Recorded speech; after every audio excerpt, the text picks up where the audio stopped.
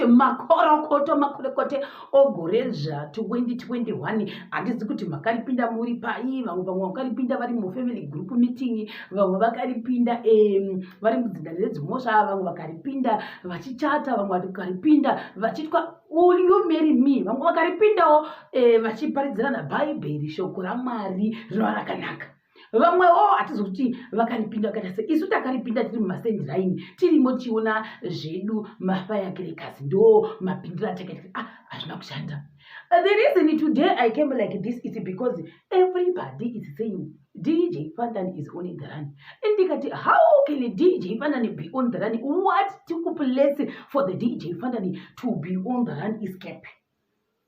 Zvikanzi DJ FANTAN vakaita mutambo mukuru kwazvo kumbare uku, asi mutambo uyu waiva uri kupinda muchi muna 2021 handiti 2021 vakaitirepi zvikanzi kumbare.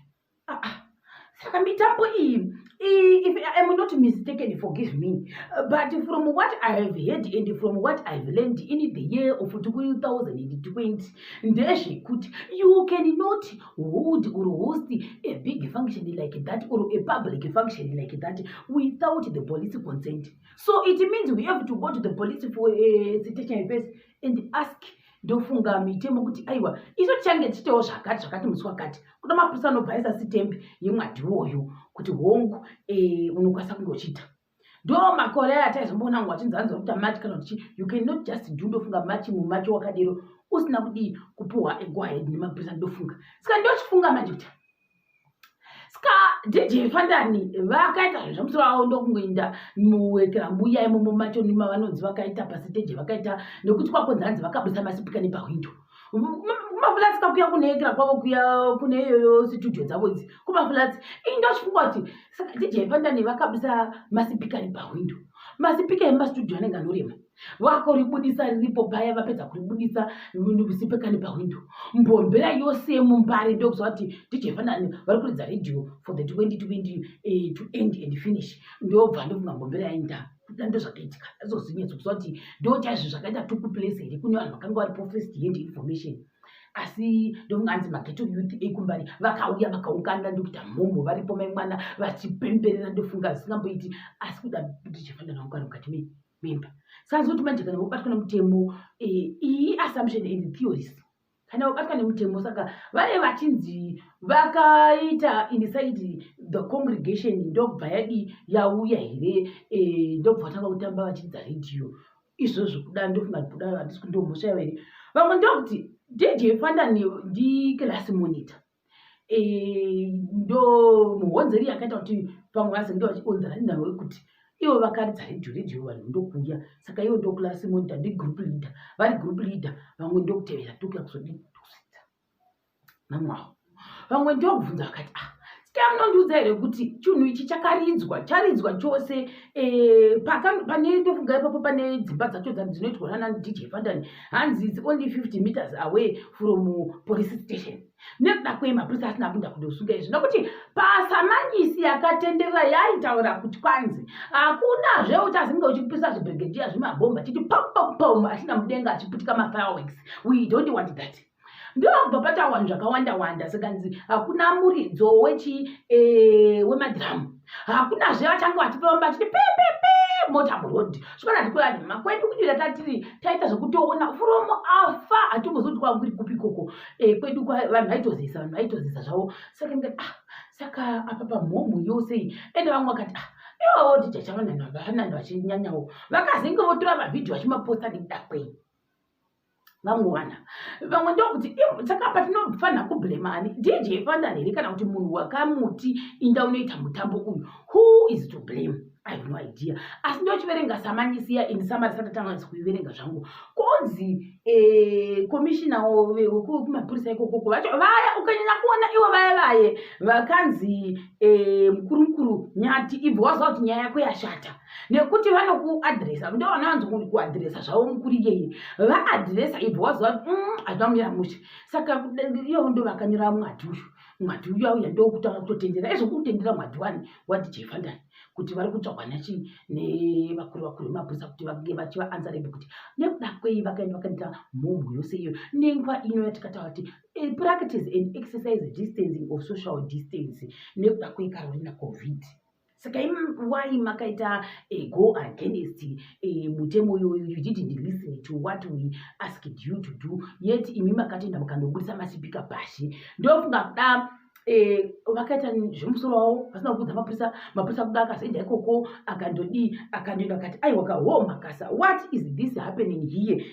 Ndofunga kuda ndo pakabva patanga kudi kumanya DJ FANTAN. Saka tatanga kuverenga zvese makomenti nechi vamwe vakazinga kuti are you sure he is running? Vanhu vachifunda kuti DJ FANTAN is running, are you sure? Or he is driving away. Kuna kumanya sei ndo zvatakuhwapanisa manyisi kunzi he is on the run. Vanhu havasi kuda kunzwa kuti he is on the run, vanhu vanoda kunzi he is on the drive away. Ndofunga ndozvavada kuway. Hanzi on the run it can't, nekuti DJ FANTAN cannot run. Saka isusu we can say he is on the drive away.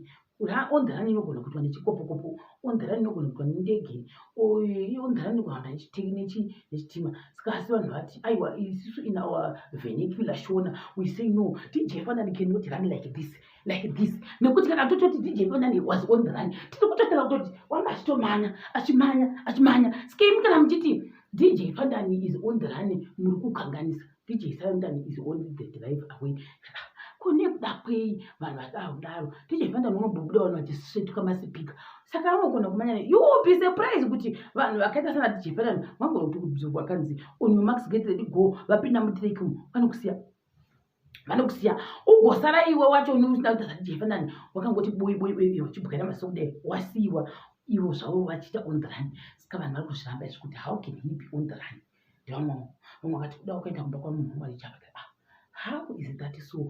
I have no idea. Asi ndo zvavangataura chega tikuverenga makomenti tigoti vanhu vari kuti ndo apa iri kutenderera. Mbare New Year's Eve bashi FANTAN on the run is BC News 52 vakasungwa vanhu 52. Sazomanje kuti vakasungwa vanhu vakanga vari paevent here kana kuti vakanga vachi batsirawo kuridza masipika na DJ FANTAN.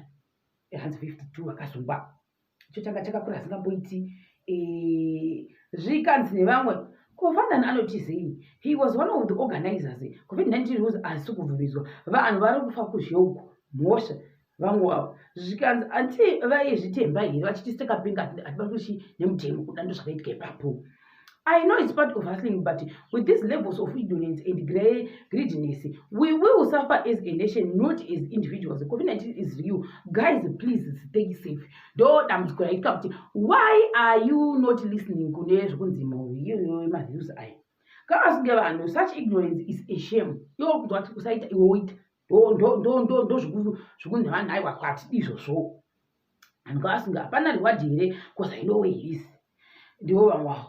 Zvikanzi mongana kuzhe mashizha mopanana COVID kusaziva kufa zvokwadi kuwana COVID nekuda kweredhiyo here zimunoda deliverance. Such ignorance is a shame. Imari kudzikama kucomment section uko vanhu vachivava vanhu vanga vachivava zvavo ndobva zvikanzi police looking for DJ FANTAN after the crossover gig held in Mbare on the 31 of December 2020. Drop your thoughts.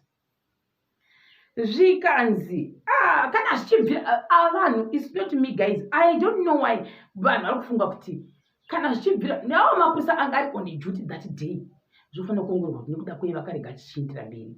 Asi kune imwe article kuti mapurisa akatozoenda ikokoko kuda wadhindini kuti ko chii chiri kuitika pano.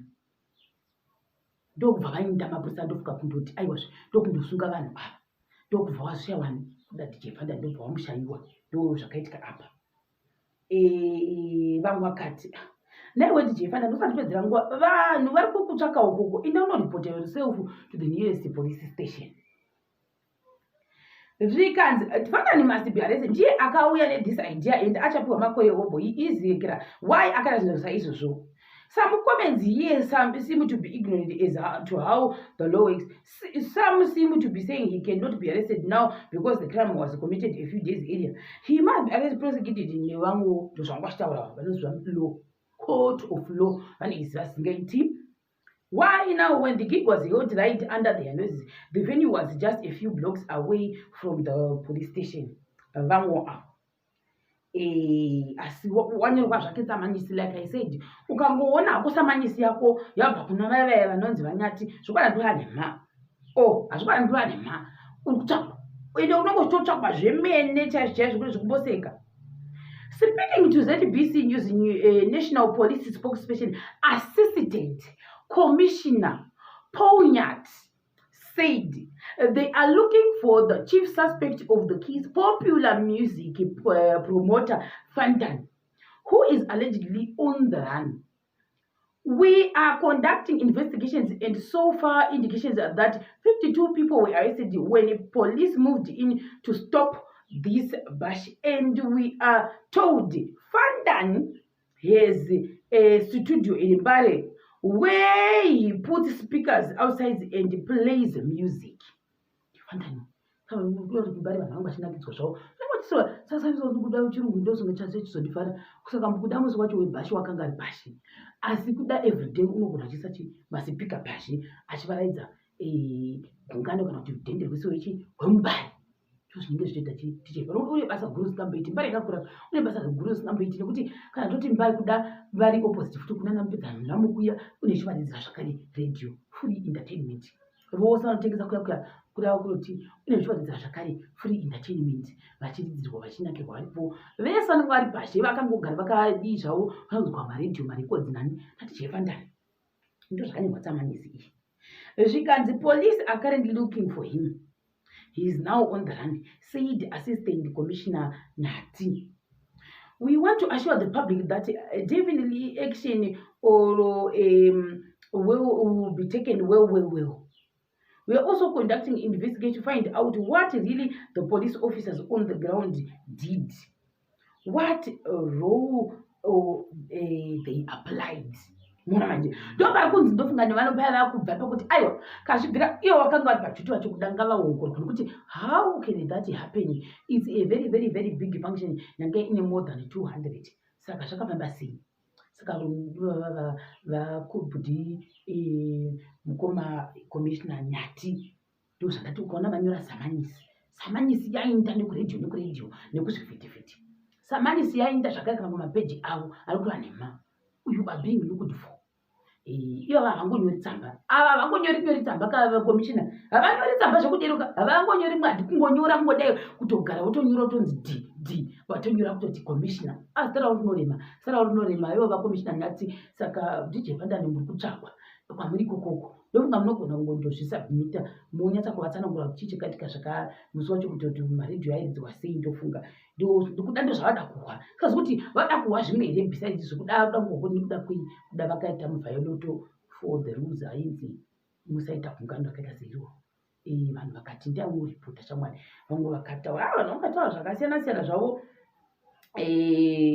Vamwe vakati kuMbare hakuna police station here, vamwe ndokuti FANTAN should be arrested. Zvikanzi nevamwe zvakare FANTAN unoihwina nyaya iyi. Vamwe I don't know why panzira kuti une chaungahopa. Vamwe vakati kana kanzi bheu tinomubhadharira bheu rachoni.